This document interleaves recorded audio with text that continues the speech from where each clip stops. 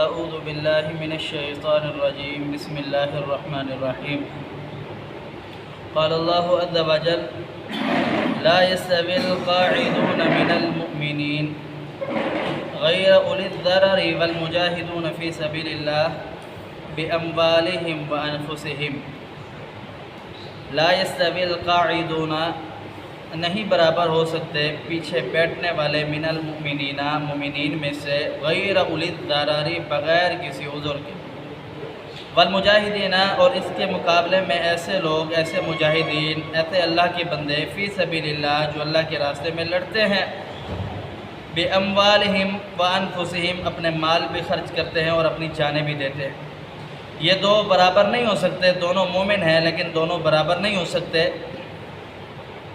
فضل اللہ المجاہدین باموالہم وانفسہم اللہ رب العالمین نے فضیلت دی ہے مجاہدین کو جنہوں نے اللہ کی راہ میں لڑائی بھی کی، جہاد بھی کیا، قتال بھی کیا. باموالہم اور اپنے مالوں کو بھی دیا، وانفسہم اور اپنی جانوں کو بھی دیا.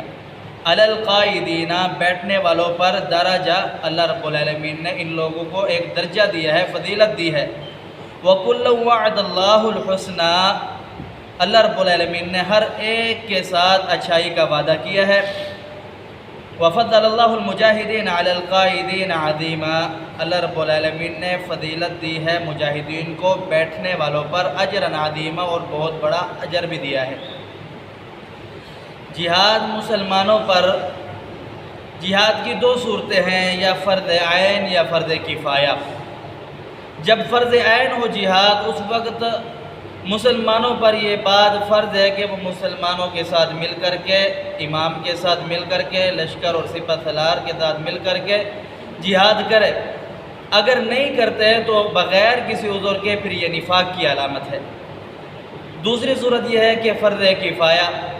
فرض کفایہ یہ ہے کہ آپ کسی ملک پر یا کسی علاقے پر، کسی شہر پر، کسی قوم پر حملہ کر رہے ہیں تو اس صورت میں آپ کے پاس افراد بھی ہے، طاقت بھی ہے، اور اتنا کوئی بڑی بات نہیں ہے کہ آپ کو یہ ڈر ہو کہ وہ آپ کو شکست دے دیں گے. پھر اگر امام اور جو لشکر کا سپہ سالار ہے، کمانڈر ہے، یہ اعلان کر دے کہ جس شخص کو آسانی میسر ہے وہ آئے جہاد کرے، مسلمانوں کے ساتھ مل جائے، اس صورت میں اللہ رب العالمین نے یہ آیات مبارکہ نازل فرمائی ہے کہ جب مسلمانوں کو یہ رخصت ہو کہ جو چاہے جہاد کے اندر شرکت کرے، جو چاہے جہاد کے اندر شرکت نہ کرے، اس صورت میں رب تعالیٰ بیان فرماتے ہیں کہ جس نے جہاد کے اندر شرکت کی، اپنے مال کو بھی دیا اور اپنی جانیں بھی پیش کی، یہ لوگ اور جو پیچھے بیٹھ گئے ہیں وہ لوگ برابر نہیں ہو سکتے.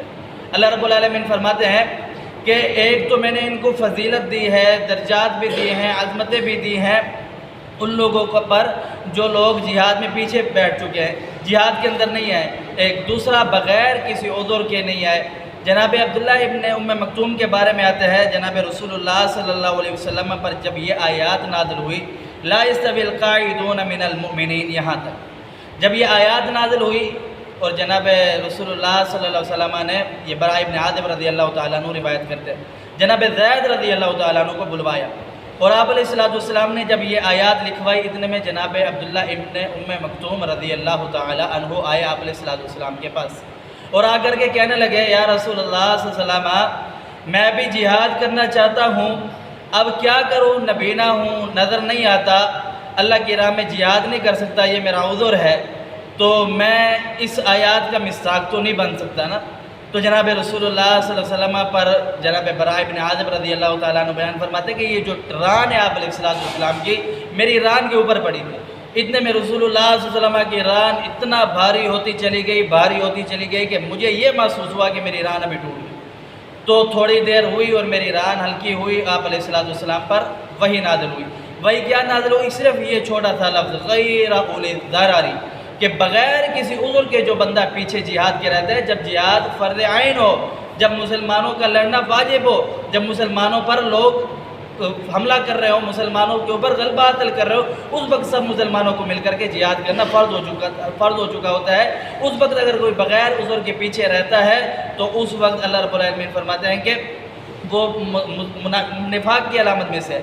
اب دوسری صورت یہ ہے کہ مسلمانوں کے پاس تعداد بھی ہے. اب مسلمان کسی لشکر پر یا کسی علاقے پر حملہ کر رہے ہیں، اس صورت میں مسلمانوں کے سپہ سالار نے اجازت اور رخصت دیا اگر کوئی مسلمانوں کے ساتھ مل کر کے لڑنا چاہتا ہے یا جہاد کرنا چاہتا ہے اور کوئی لڑتا ہے یا کوئی نہیں لڑتا، اللہ رب العالمین فرماتا ہے کہ جو مال خرچ کرتا ہے، جہاد کرتا ہے اور اپنی جانوں کو پیش کرتا ہے، ایک وہ، دوسرا وہ شخص ہو گیا جس نے گھر بیٹھا اور مسلمانوں کے لشکر کے ساتھ شامل نہیں ہوا، اللہ فرماتا ہے کہ یہ برابر نہیں ہو سکتے۔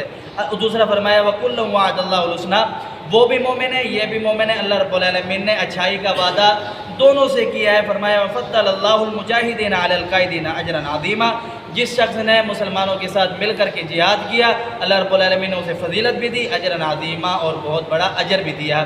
اس آیات سے جہاد کرنے کی فضیلت معلوم ہوتی ہے۔ اللہ رب العالمین ہر کسی کو جہاد کرنے اور جہاد کی تیاری کرنے کی ضرور کوشش ادا فرمائے۔ آمین۔ وآخر دعوانا الحمدللہ رب العالمین۔